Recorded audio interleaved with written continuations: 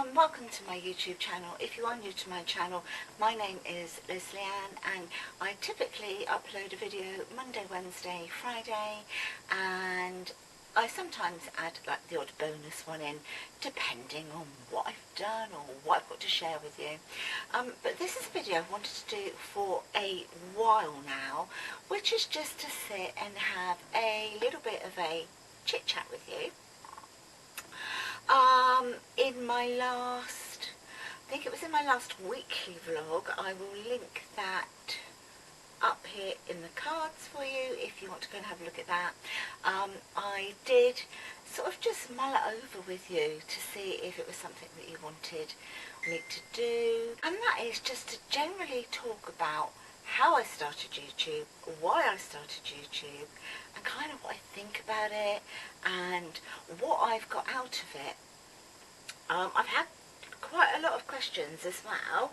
I've got quite a lot of names and that on my piece of paper here, so I will be referring to it on and off. But first of all, I want to thank some of my amazing subscribers who have really wanted to see this video, so I'm just going to start, no particular order to it, I'm just reading from just literally how I wrote it down. So we've got Vanessa, Joe, Catherine, Julie, Joy, Sharon, Jane, Denise, Max in Ireland, Angela, and the Happy Travellers. So you've all really been up for this video, and lots of other people have as well, but mainly you guys, and we have a lot of chit chat going forward every video virtually, don't we?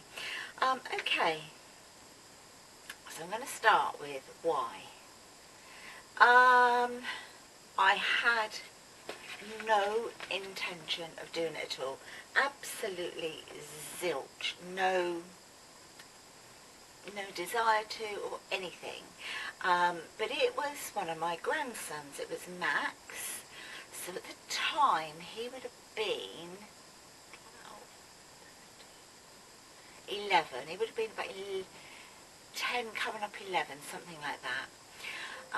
He said he used to come over and stay a lot with us and do baking with me and all of that sort of stuff. Of course now he's a bit older and he's more interested in his games machine and his mates, which is how it should be. Anyway, he was over one weekend and he had his iPad with him, and he watched a lot of YouTube. And he said to me, "Grandma, why don't you do a YouTube channel? You'd be good at that." I was like, "Oh no, I wouldn't even know what to do, Max." And he was, "Well, I'll be the director if you want." So it turned out just literally being a little bit of fun. Well, I thought it was just going to be fun. Oh, that's Elsie barking, somebody walking by. Sorry about that, guys. So yeah, it just started out just being a little bit of fun. "Oh, please, Grandma, come on, you know, I'll tell you what to do, I'll tell you." And at the time, I wasn't even watching anything on YouTube. I wasn't a fan or a non-fan, if you like, of YouTube. It was something I didn't even do, was YouTube in any way, shape or form. So anyway, he sort of set me up. He said, "You sit there." So I had to sit at the table, and he had his he was stood the other side of it with his iPad up, sort of like, you know, holding it up like this, and he got it all ready, and he was like, he really thought he was a big film director. He was like, 1, 2, 3, action, like that, and I'd laugh, and he'd tell me off. "Grandma, it's serious. When I say action, you go." Well, I didn't even know what to say. It wasn't like I'd rehearsed anything. Hadn't even watched a YouTube video. I know that sounds pathetic, but I hadn't. So he did it again. "Right, when I go cut, you stop. When I go like that, you start. After I've counted to 3. Or 3, was it, did it go 1, 2, 3 or 3, 2, 1? Oh, I can't remember. It might have been 3, 2, 1. Yeah, the countdown probably. So anyway, he did it again. He got in position, and it was 3, 3, 2, 1, like that. And I just said, oh, good morning, my name is blah blah, and it started like that, literally like that. And it was awful, an awful video. I didn't have anything to talk about. It wasn't that I lacked confidence, because I'm kind of quite a confident person. There's a lot of things I lack confidence in, but as a person sort of speaking, I'm quite confident, you know. And it wasn't that, it was just, I really didn't know what to say, what to do, because like I said, I didn't even watch YouTube then, you know. So I was just sort of like just chatting, and it was very short. And then I think he uploaded it. I'm sure he did. I don't even know if I have that first video. I don't know, because he might have uploaded it onto like his channel, because he had like a little, him and his friends had like a little gaming channel thing. Anyway, that was that. And then the next time he came round, he was like, oh, should we do another YouTube video, Grandma? And so, of course, I said yes, just to please him, really. But this time I had like thought about it a little bit more. I still didn't really know what my channel was going to be about or anything like that. In fact, I had no intention of like really turning it into a channel. It was really just for Max. It kind of triggered something in me that I liked it. I really enjoyed the second time. I felt more at ease, I thought. And of course I had, since doing that first one, I thought, do you know what, I'm going to have to watch a bit of YouTube, aren't I? And I just thought, oh my gosh, I'm never going to be like those, because it was mainly women. I do watch some guys as well, but back then it was mainly women, just so that I could get inspiration and just to see what they were talking about, really. And I just thought, gosh, everyone's so young. They're young, they're trendy, they're beautiful. What sort of channel can I do? Because I wasn't coming across anyone sort of like older like me. I mean, I'm 63 now. And yeah, but I was okay talking, but I still didn't know if I wanted to turn it into anything. But as you can guess, I obviously did, and with a little bit more practice, and every time Max came over, we did another one. And then it was for my 60th birthday. So I must have been 59, because for my 60th birthday, my son Nathan bought me my first vlogging camera. So I started to do some films of my own, and I kind of really liked it. And then slowly but surely I started to gain some subscribers. I mean, I'm still a very small channel, but of course, you know, I was a really small newbie channel then. And then I just started to get some good feedback. I think I had a couple of negative comments, and I just blocked them straight away. I mean, it didn't affect me one way or the other, because I wouldn't be friends with somebody who was like that on the outside world, so why would I bother about a negative comment? I just thought, oh, you're lost, my love, because I don't want you as part of my channel, you know. So yeah, that's how it started. And then I just started to do the odd video, and I didn't have a schedule or anything like that. I didn't really even plan anything. It was more, oh, I think I'll do a video today, and yeah, I think I'll do another video today, sort of thing. And I started to thoroughly enjoy it, and then I started to really interact with all you guys, and some people subscribed, some people didn't, but I would see their names again in the comments. It's really weird, you know, because probably half as many people that have subscribed to my channel haven't subscribed, and that seems to be generally across the board with most YouTubers, actually, that you know, practically half, sometimes more than half, haven't subscribed, so they sort of go on and watch, but they're regular. They regularly come back and interact, which is a shame that they don't subscribe, because it would be great. It would be great for me, it'd be great for all the YouTubers, for, you know, everyone who likes the YouTuber, likes the influencer, if you want to call it that. If you like interacting with that person, it would be really great for you to subscribe to my channel. And then, let me look at my little list. When I started, so I must have been very, very late, 59. I must have been nearly 60, because I know I hadn't been doing it for very long. And then, say, Nathan got me my camera, my very first camera. I've since got another one now. Okay, so that's how I started, that's why I started. Now I'm going to chat about money, because I've been asked a few things about, because there's this big perception that YouTubers earn a lot of money, and of course a lot of them do, especially the big channels, the well-known channels. Of course they do. I think probably most of that comes from sponsorships. So anyone wants to sponsor me, feel free, I'm here.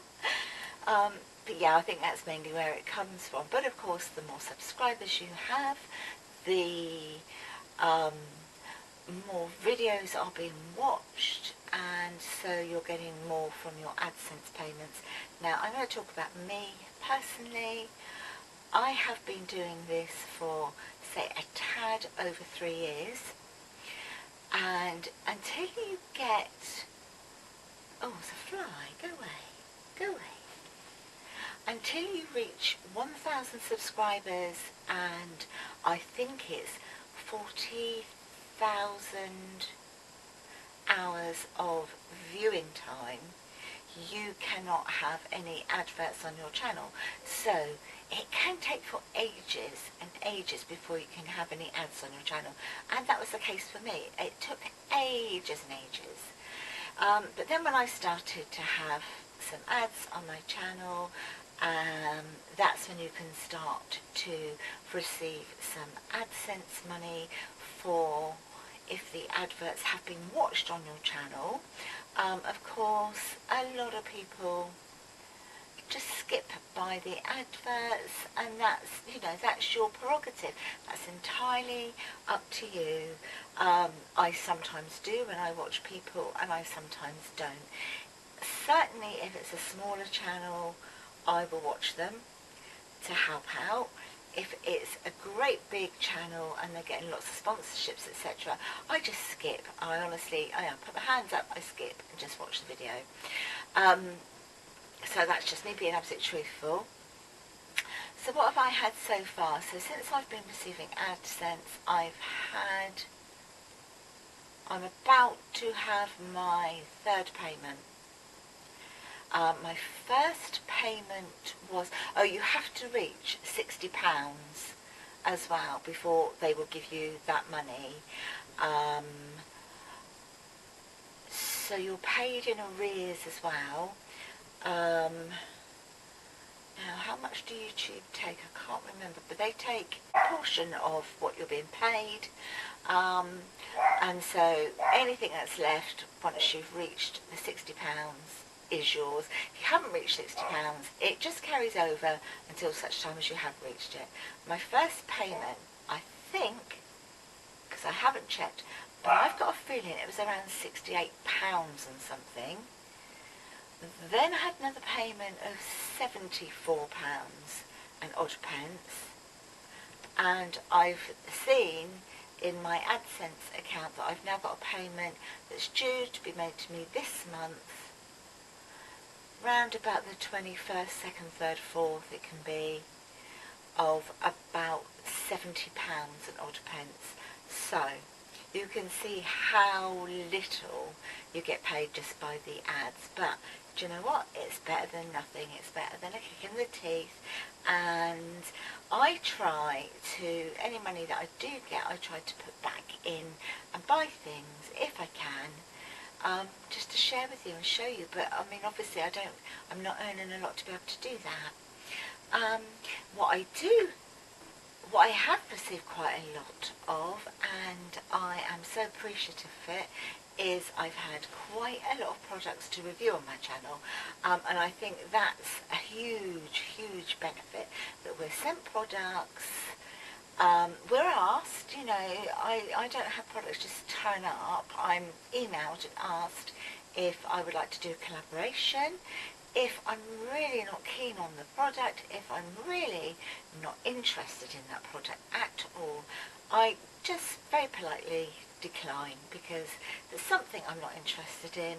It's going to come across to you, and I just think, why do I want that product for free to do a review when really I'm not even interested in that product?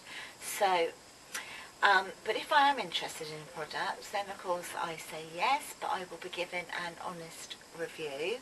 So over the years I've had several different things. I've had makeup, I've had beauty, I've had some clothing, I've had like a jewellery stand, no, makeup cabinet thing. I've had Musclefood twice. I've had several different things over the years. I've had jewellery as well. Some of the items you're allowed to choose. They say, would you like to choose blah blah blah. Sometimes they will give you a list of things you can choose from. Other times they will say, just go onto the website, choose something up to the value of blah blah blah. But more often than not, you choose it because obviously you want to make sure you get the right sizes, etc. Of course, if it's like a beauty product or something, then I mean that you just, you know, agree and get the product. There is often a brief that you have to comply with. So they might say, yes, do an honest review, but in your review, can you mention the name of the company, our Instagram account, our Facebook account, show the product on, hold the product up. Do you know what I mean? You've got a brief that a lot of companies want you to, is the criteria that they want you to fulfill, which is absolutely fine. It's their product. But equally, which I will do, and I'm happy to do, but if I still haven't really liked it, I will still say that in my video, that I haven't really liked it, but it might be suitable for somebody else. What else? Sometimes they don't say that at all. Sometimes they're just happy for you to just do a review, and other companies don't even want a review. They just want you to share something on their Instagram page, for instance. So that's been a massive benefit for me. If I've agreed to do something and as I said, I've done my review and I haven't really liked the product that much or at all, or when it's arrived I think, oh, do you know what, that really doesn't suit me, as in clothing, and I just gift it. I gift it. I don't like sell it or anything like that. I know some people do. I've seen some people that have done a review, they've worn the clothes, and I've seen it in their Etsy accounts for sale. And I won't say who, I'm not going to mention any names because that wouldn't be fair, but some people do that. I, on the other hand, if I've been given it and gifted it, I don't want to make money out of that. I will gift it on to somebody else. What else is on my little list?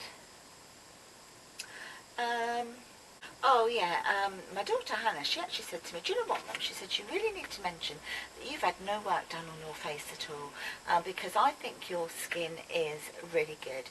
Now, I did have a couple of comments in videos a while ago now saying, yeah, well, you've probably had work done, blah, blah, blah. I haven't, and I wouldn't. For me, it would be dangerous because I've got so many health issues that I wouldn't even consider it, because putting something like a chemical or something into my face or my body that could interact with my medication, why would I want to do that? And it's just not my bag. It's just not my thing. I'm really not interested in it. I just want to grow old disgracefully. But, you know, each to their own. If you want to do it, I'm not opposed to it at all. I don't think, oh, I'm not watching her or him because of all the work they've had done. I'm not going to do that. We're all different people. So, yeah, that I just wanted to get that one out there.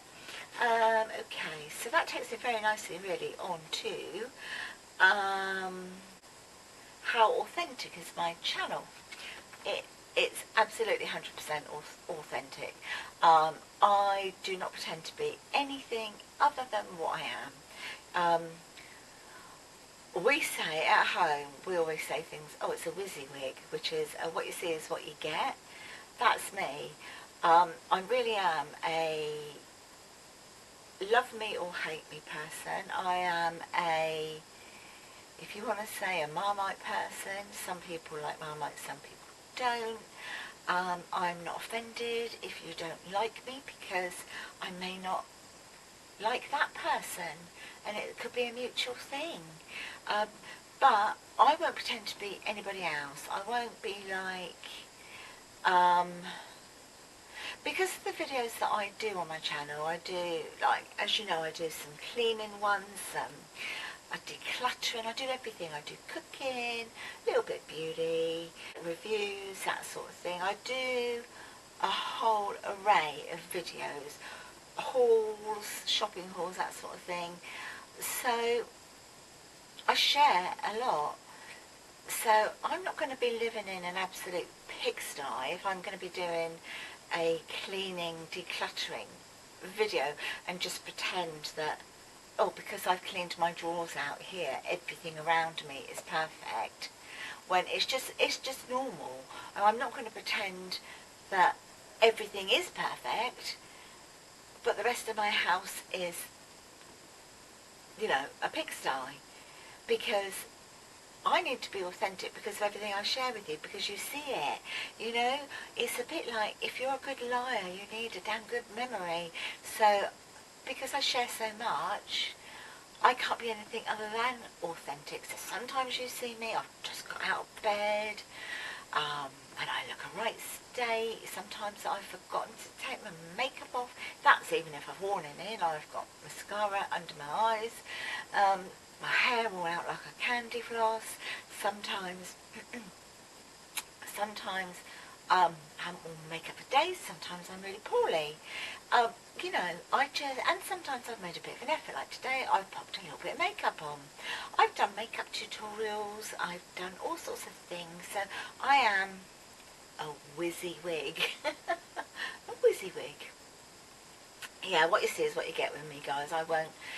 You know, I can't be doing with fake people or fake people that pretend to be better than they are. I've seen too much of that in my lifetime, and I've seen a lot of people that have climbed their way up to whatever it may be, wherever they've wanted to get, despite the fact that they've had to tread on shoulders of the people to get there, of other people to get there. But, you know, I always feel you need to remember the people that you passed on the way up, you're going to have to meet back on the way down. So just be yourself. What's the point of being anything else? So yeah, everything is authentic. If something has been gifted to me, I will tell you. If I've bought it with my own money, I will tell you, which is actually the majority of it. But I have been lucky to, you know, as I say, been gifted as well. One thing I don't like seeing myself at the moment is there seems to be a lot of people out there on their channels that are doing different clothing hauls week after week after week after week. And I just think in this day and age, with things as they are, because we've had COVID, a lot of people have lost their jobs. a lot of people have maybe had hours cut, and I'm included in this as well, but I know there's thousands of you in that position, and I just think, well, okay, some people can afford to do that, but I don't like it being advocated out there that you can buy stacks of clothes every week and do a video on it, because who really now, people like me, just your ordinary person, who can afford to do that? Now, I am quite aware that some people do make their purchases and they may not keep anything. They may do an online shop and then they might send everything back, and they might do that week after week. So in theory they are, or in practice even, they, you know, have spent the money, got the goods, done a video, sent them back and got a refund, which would then give them the money to then do another one. I know some people do that. I couldn't even be asked to do that, in all honesty. I just couldn't. Too much effort. Keep having to return things and wait for your refund to come through and all the rest of it. If it's a genuine case where people buy, they just buy quite a few items because they like them, they know they're going to keep maybe 3 or 4 items and send, say, 6 back as an example, then that's fine, because that's a little bit, it's almost like being in a shop, because we can't try things on now, can we? But it's a little bit like being in a shop, taking stuff to the dressing room, trying it all on, and then saying, yeah, I'll take these, but they're no good, give them to the lady, you know, with your little number. So it's a little bit like that. That is, you know, that's kind of fine, but I don't know, it just doesn't sit well with me at the moment that a lot of people are doing that, because I think that can make you feel a little bit negative, because if you think, oh, crikey, I'm watching all these hauls on YouTube where people are buying all these lovely things. It could be makeup, it could be clothes, it could be whatever. It could make you feel quite sort of negative about yourself and think, oh, I really wish I could have that, and oh, I really wish I could do that for my house, or I really would, do you know what I mean? And I just think, I don't know, it just makes me feel a little uneasy. So what I've done is I've stopped watching most of those videos now. I do still have some of my favourites that I do watch, and I know that they're doing it because that's what their channel is all about. They're not doing it. I can accept some people doing it, isn't it weird? But some people, I know they're in a position to do it, and they're not boasting, and they do a lot of, it's not just high-end stuff either. It's, you know, it could be Asda, Georgia Asda, it could be like Walmart in the USA, or TK Maxx, that type of a thing, and that's fine. But yeah, that kind of, I can't ever see me really doing that, because it doesn't sit well with me. It's not me, it's not my personality, to be fair. Okay, what else? Oh, somebody asked me how COVID has affected me and my business, because if you didn't know, at home I have a dog boarding business where it's just a home from home dog boarding hotel for dogs. They are very spoiled. I just take in, usually I will just take in, if there's 3, any more than 1 dog from one family, it could be, they could have 2, 3 or 4 dogs in the same family. I mean, I personally have got 3 dogs myself, as you know, and they can be booked in, and I get to know the owners, they get to know me. I go to their house to meet the dogs. They come here if they want to come here to meet me first, they can. We all become really, really good friends, and they can see how I am with their dogs. I can interact with their dogs in front of them, so we all feel really confident and comfortable about it, especially the dog, because they're the most important thing, is how your dog feels. So yeah, I've been doing that for getting on for 10 years now, and a lot of my first dogs that I had have unfortunately died, because it could be illness, it just could be age, because some breeds have shorter lives. But some people have, if they've known that their dog, if they just have like the one dog, they would know perhaps that their dog is getting on in years and maybe consider to bring another one in, so they don't feel like they're going to be replacing it when something happens. So then I'd have, say, those 2 dogs or more. Some people would, if they've lost their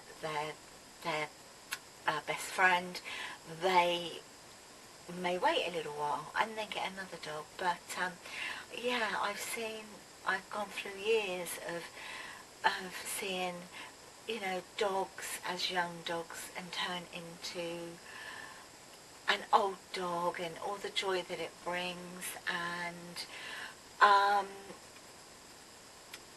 I've had the most beautiful gifts brought to me by some of their humans. That's what I like to say, it's their humans, because it's their holiday, and while their humans are on holiday, it's their holiday. So you go party, because your dog's definitely going to.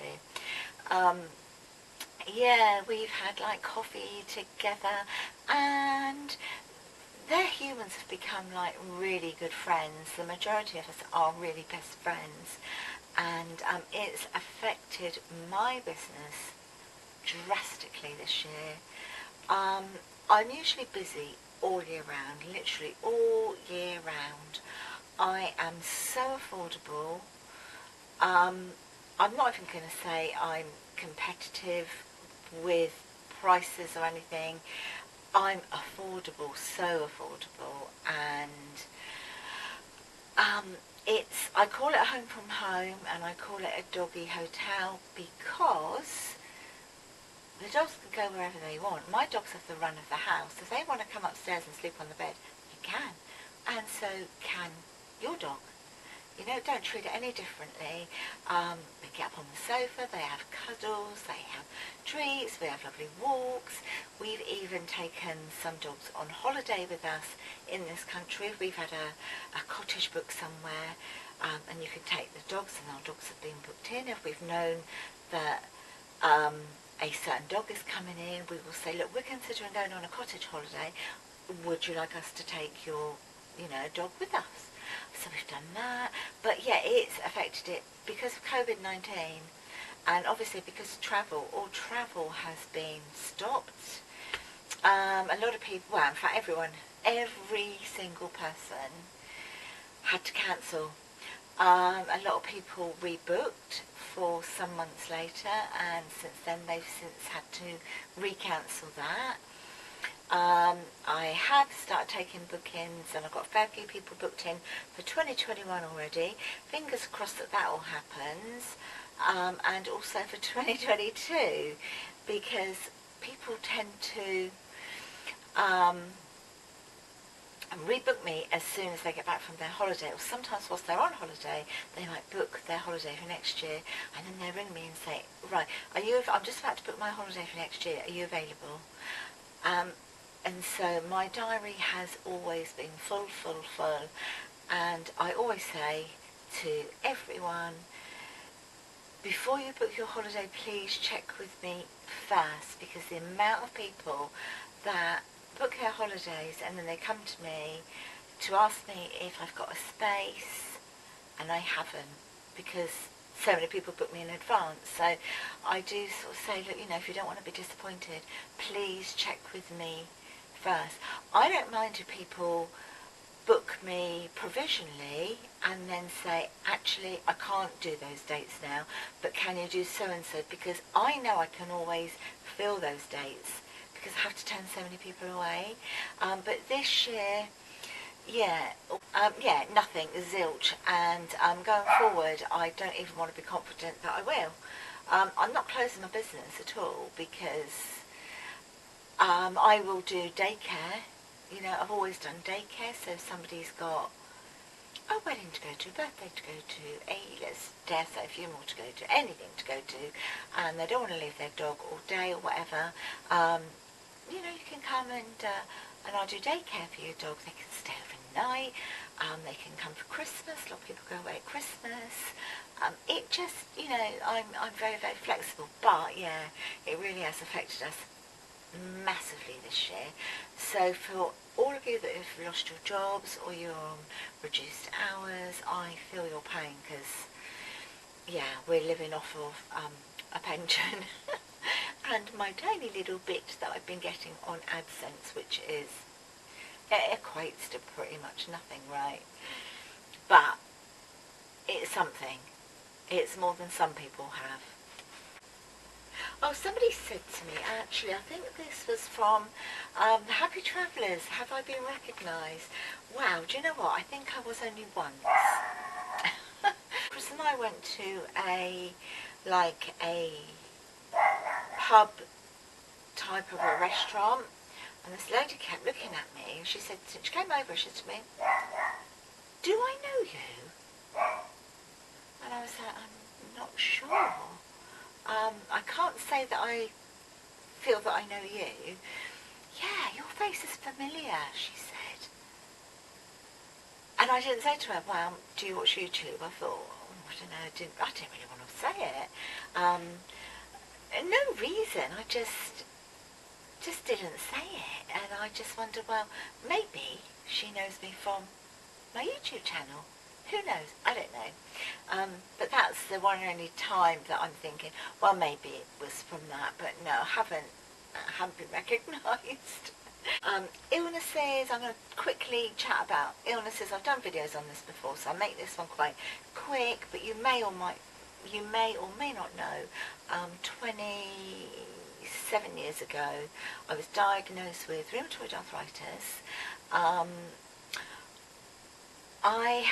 What happened was I caught bird flu, and I was really, really ill. I had a terrible pneumonia, and I was put in hospital for a while, and I was extremely poorly with it.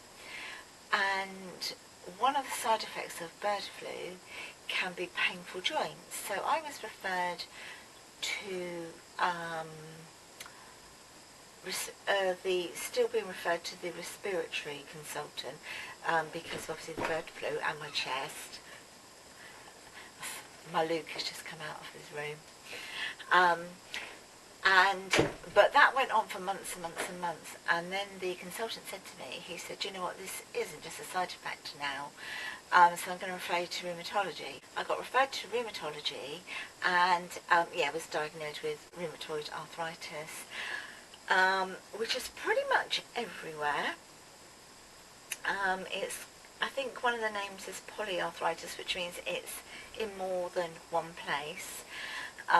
So that's a pretty long time, and I've gone through a whole load of different medications.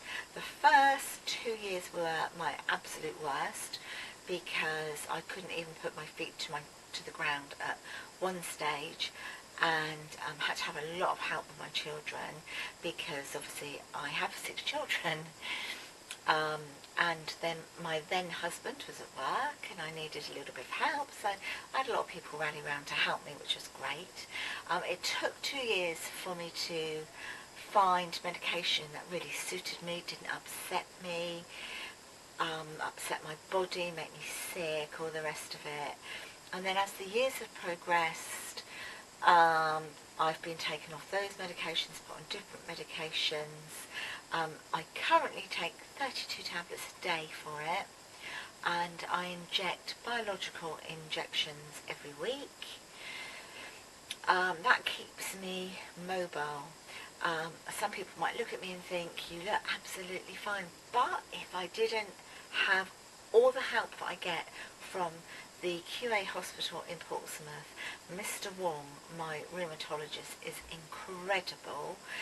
He's even got this machine in his consulting room. Every time I go and see him, it's like a scanner thing, and it's a little scanner thing, and he like just run it all over parts of me, and he can see the bits that are all inflamed and everything, because it brings up like flames, like a fire. It's incredible.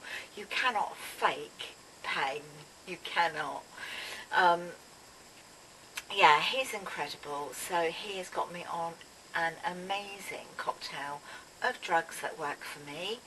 I still occasionally go into a flare-up, but what I'm on is really kind of keeping me level, thankfully. But then about 9 years ago, I became really, really ill again, and had a terrible, terrible, terrible chest infection that would not go. It just would not go, despite them doing like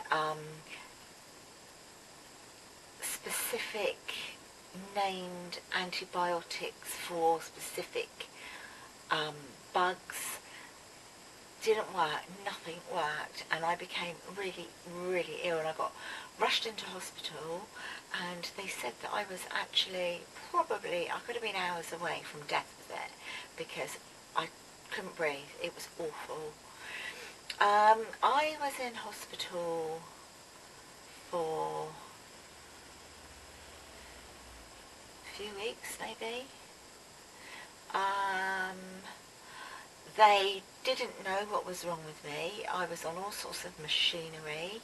They didn't know what to do with me. So I had my rheumatology team, I had my respiratory team, and I had and I also had a team at the Royal Brompton Hospital in London, because for where I live, they're the closest thoracic surgeon sort of specialist team is at that hospital. Anyway, after a lot of investigations, a lot of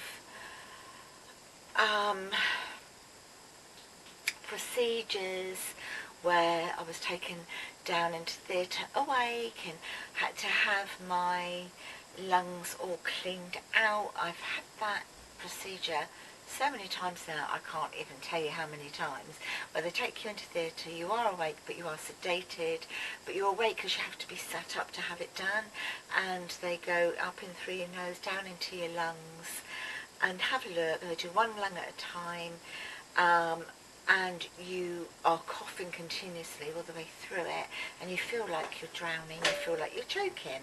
And they have a good look round, and they take biopsies, and then they suck out all the goo in there, and then they wash it out. And when they're washing out that lung, you feel like you are drowning and you want to panic, but you've got a team a team all around you, and you've got people in front of you that are really trying to distract you, but that's why you've got the sedation, but you also need to be awake for this procedure. And then, of course, I'm just smiling at my son. Are you putting the kettle on? I'll go down in a minute. Right. And then, of course, they have to do the other lung. And the actual procedure itself is horrible. But, I tell you, I've even asked for it now, because you feel so amazing after it's been done. You can breathe, you haven't got all that gunk in there. You just feel the pressure has gone. And I've even said before, when I've had really bad chest infections, you know, do you think I should have a bronchoscopy? And they're like, yeah, let's book you in for it, because it's been that bad and nothing's clearing it. So I had loads of those. I had, oh my gosh, you name, CT scans, CAT scans. I've had, oh, this procedure, that procedure. Anyway, let me get to I said I was going to make it quick, and it's dragging on, isn't it? But it turned out This is something that can happen, and it's very unusual. If you have rheumatoid arthritis, it can go to two of your major organs. It can go to your lungs, and it can go to your heart. It actually went into my lungs, and that is what the problem was. And it's that unusual. That's why they just didn't know what it was. So it actually went into my lungs. And you know, in your lungs you've got like your alveoli, and they're all like moving like this. They're all like quite fluid, aren't they? And they're mobile, and they help to cough things up. Mine are like coral. So if you imagine coral in the sea, and it's all like doing this, and it's all moving, and then you take it out of the sea, it's rigid. That is what the bottom half of both of my lungs are like. So I have got the lung capacity of one lung, but between the two. So they didn't know really how to treat it, but they decided they would give me 6 months of chemotherapy. So I had chemotherapy, and I was so shocked by it. I'm like, are you sure? Yeah, that was like agreed between all three consulting teams. Yeah, we need to give you some chemotherapy. So I had chemotherapy every 2 weeks for 6 months. During that time, the first day I felt, so I'd be going into hospital and having my chemotherapy, and then I'd obviously come home at the end of the day. I felt a bit sort of crappy that day. I'd come home with anti-sickness stuff, so I could manage that quite well. And then the next day I started to feel a little bit better, not 100%, but a little bit better. And then I'd gradually start to feel back to normal, but then it would be like 2 weeks later and time to go back in and have it all over again. I didn't lose my hair, but my hair went very, very thin. And in actual fact, I can remember the first part of my hair that I lost. I woke up in the morning and there was a clump of it on my pillow, and it was shaped in a heart shape, and I kept that. I don't know why, but something made me keep it. I'll take a photograph and I'll share it with you on here. The hardest thing about the chemotherapy for me was not being able to see my grandchildren, because they were so much younger then, and with young children, you know, 2, 3, 4, 5, that sort of thing, 6, 7, at school, always off school with germs, and I wasn't allowed to see them, so that was the hardest thing for me. But it worked, and the theory behind it was that it would kill off, obviously, a lot of my cells, which obviously it does. That's what chemotherapy is all about, getting rid of bad cells. But in turn, it would help me to make new cells in my lungs, which is what has happened. So, yeah, I thank God and thank them for that. Of course, that has led to other problems, of course it has, with my veins. I'm always having blood tests. My veins don't work properly, all because of chemotherapy. But, you know, that's a very small price to pay for being here. It hasn't gone into my heart, touch wood. It hasn't gone into my heart. It can. I do actually have a little heart machine that is fitted in here in my breast. So that's actually in under the skin. So a machine by my bed can take the readings and stuff like that. That just goes straight through, if there's a problem, straight through to the hospital. What else? The consultants did say that they do expect that the whole procedure will go full circle, and that I will probably find myself back in that position again. They've already written up chemotherapy should it happen at any time. But it's a different type of chemotherapy, because apparently they don't give the same one, or that for some reason anyway, they don't want to give the same chemotherapy that I had last time, it would be a different type. That's already written up, ready, should I need it.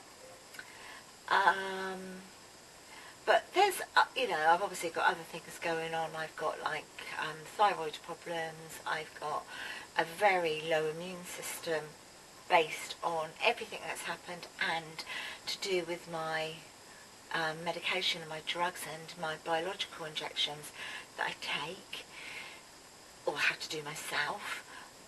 They get delivered to the house every few weeks and they have to be kept in the fridge.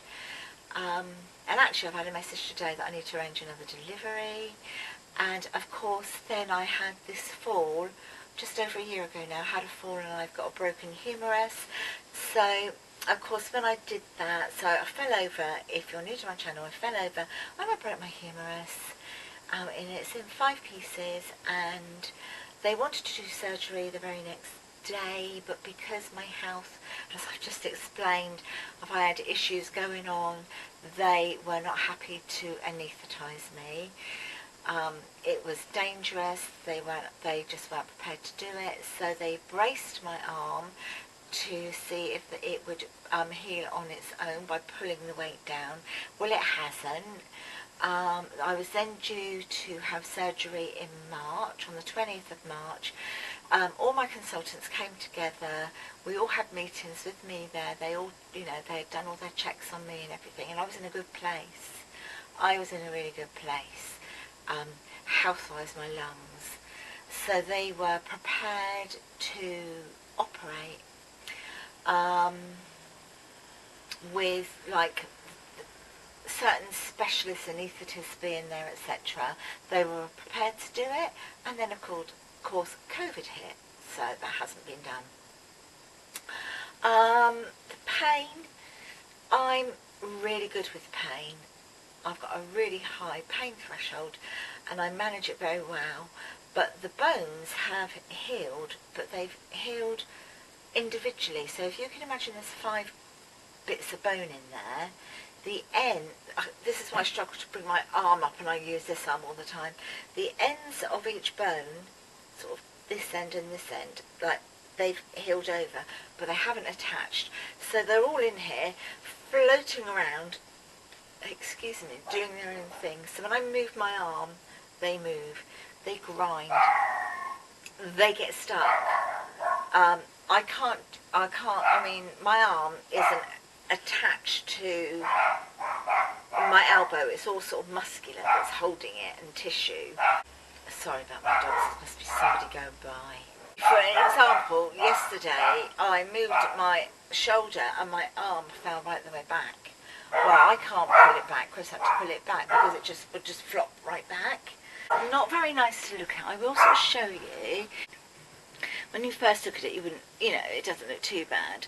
But when I start to sort of like move it around, if you can see here, well, this is all bone. That's bone all sticking out here. That should all be in a line. So my bones have gone this way, and if I try to move it, they all go in odd different ways. I'll insert a photograph for you, but if you're squeamish, don't look at it, it's disgusting. So yeah, COVID, I'm waiting to go into hospital because as I said, it got cancelled because of that. The way things are going, goodness knows, I was told it might be May, then it might be July, then it might be September. We're in September, and now all the COVID cases are spiking again, so I have no idea, but I hate the fact that I haven't been able to drive. I can't even cut meat up. I can't do my hair properly. There's so much I can't do. So yeah, just waiting for that to be done now. So that kind of really, I guess, covers illnesses, right? And I've probably prattled on for long enough. If there's anything else that you would like to ask me, then please do. Just drop a little note in the comments box. I will happily answer them for you. But yeah, I hope you've enjoyed this little chit chat and just about how I feel about YouTube. And I'm going to end it by saying, for me, on a personal note, I love it. You know, I wouldn't care if I didn't earn anything. I wouldn't care if I didn't receive any goods to review, because that's not why I did it. I started it, as you know, because Max, my grandson, started me off doing it. You know, he wanted me to do it. Grandma, can we do this? And then I grew to love it, and it's become a hobby, and that is what it is for me, really. And when I talk to the camera, I don't think I'm talking to the camera anymore. I feel like I'm talking to all of you, because we have such great communication between us all, and we don't only just sort of like talk to each other through the comments on my my videos that I've done. Some of us message separately, and I really feel that I've made friends with you guys. And if any of you ever see me out, please come and say hello, because of course you know who I am, and I sort of don't really know who you are. I might recognise some of you by your pictures, but I'd love to say a massive thank you to all of you, for everyone who has subscribed to my channel. It means the absolute world to me. You got me through some difficult times as well, like when I felt miserable and I thought, oh, I'm just going to get into a YouTube channel, and it might have been an awful video, but at the end of the day it made me do it because I was talking to you. So I'm going to thank Lisa, I'm going to thank Vanessa, Joe, Catherine, Julie, Joy, Sharon, Jane, Denise, Mags, Angela, the Happy Travellers, and every other person that watches my YouTube channel. Thank you so much for watching. I'd love it if you would subscribe if you haven't already, and I will talk to you in my next video. Until then, my lovelies, stay safe and stay fabulous.